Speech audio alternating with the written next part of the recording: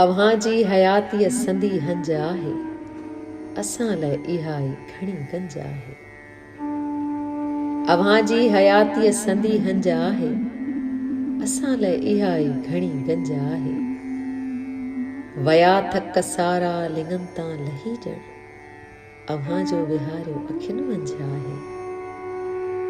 वया थक सारा लिङनि तां लही ॼण, अव्हां जो विहारियो अखियुनि मंझि आहे। परे कोन आहियूं पिरी पाण तोखां, न कोई अव्हां सां रखियो रंज आहे।